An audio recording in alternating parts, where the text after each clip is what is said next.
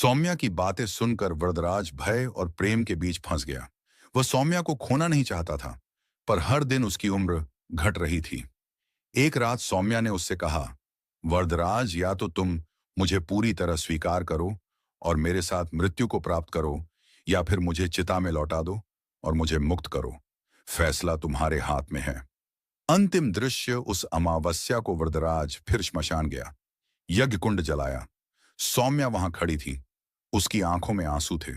वृद्धराज, मैं तुम्हारी ही हूं, लेकिन तुम्हारी विद्या ने मुझे बांध कर यहां रखा है। अब मुझे मुक्त करो।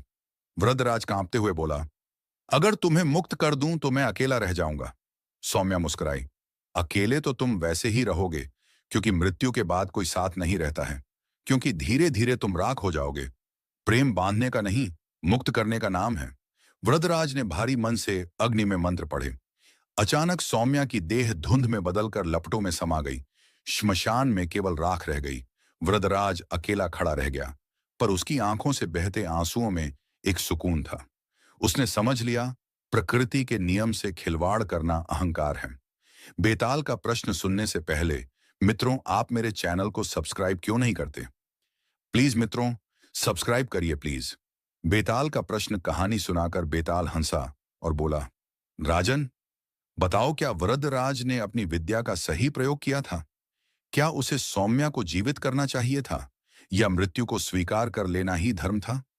विक्रम का उत्तर राजा विक्रमादित्य ने गंभीर स्वर में कहा, बेताल, मनुष्य का कर्तव्य है मृत्यु को स्वीकार करना।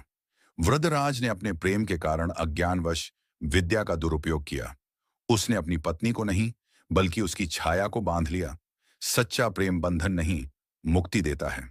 इसलिए वृद्धराज की भूल थी, परंतु अंत में उसने सौम्या को मुक्त कर सही धर्म का पालन किया। बेताल ठहाका मारकर बोला, सही उत्तर दिया राजन, पर तुमने मुंह खोला। अब मैं उड़ चला। कहकर वह विक्रम के कंधे से फिसलकर रात के काले अंधकार में गायब हो गया।